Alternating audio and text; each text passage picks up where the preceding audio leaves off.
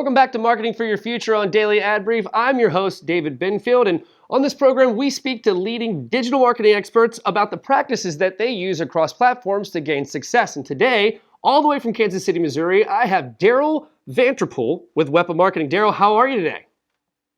I'm doing well. How are you doing today? I'm very great. Thank you for taking the time to be with us. So do me a favor, let's start talking about Wepa. What exactly do you guys do?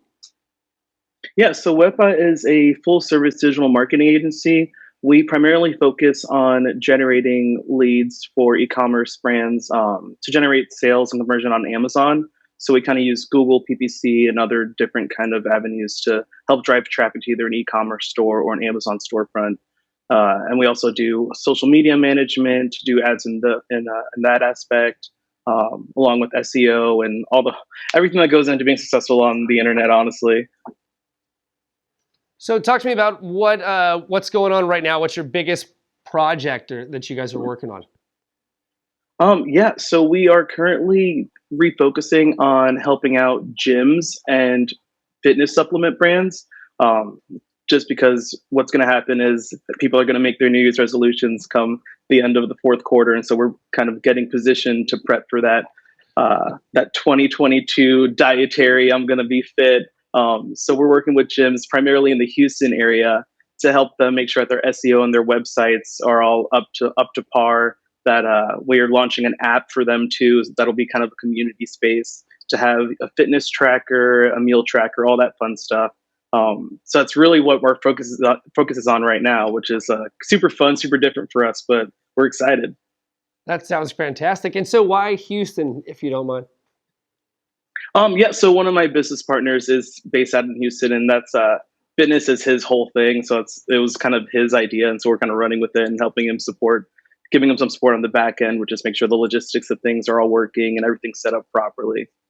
Very cool. Hits close to the chest. So talk to us about some of the best practices that you guys like. What have you found? Like, what's the one thing that you found that has led to the most success for you guys?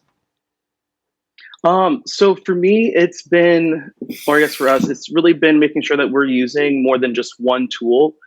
There's plenty of resources out there, and some resources have some strengths and others have some weaknesses. And so finding a good range of different resources to use to be able to make sure you get a clear understanding of all the different data that you're going to be seeing, and then make sure that we have actionable data. Because there's a lot of times where you get so much information, then you don't know what's going to help you make sure your listings are optimized or your ads are optimized. And so just making sure that we have a wide range of data to work with and see what's actionable and what we need to do to change and pivot for certain ad campaigns. Okay, so we've talked about what works. Let's talk about what doesn't. So what's one of the biggest hurdles that your company's had to overcome in order to gain that success? Yeah, expectation management is definitely one. In the digital marketing space, especially in advertising, it's not an immediate thing. Like when you're working on optimizing campaigns, you do need to have a good baseline to study from and then continually grow that. And so the biggest obstacle for us has been making sure that we set those expectations with our clients to say, hey, listen, the first 30 days is pretty much going to be data collecting and data mining what you already have and what we believe works. And then from there, looking at, if it's a popular thing, say, for instance, it's a protein powder, protein shake, looking at the terms where the brand's like, I want to be number one in Google, number one on Amazon for protein shakes. It's like, well, that's a huge market and a huge umbrella of things to pull from. So really focusing in on some of those long tail keywords, long tail search terms. So instead of just saying protein shake, saying, okay, cool, maybe we don't want to spend all the money on just protein shakes. And we want to do a chocolate vegan protein shake and really just breaking down a really focused keyword to bid on.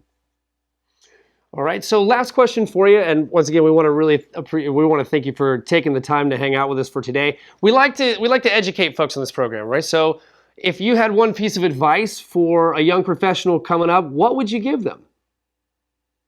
I would definitely say to use Google and use your free resources. Google, YouTube, get as many credentials as you can, because those are what's really going to set you apart from people that are just trying to do it.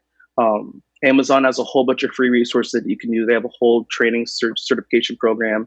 Same thing with Google, the Skill Shop, and just making sure that you have all of that information to fall back on, and then look for internships that can potentially grow to something bigger.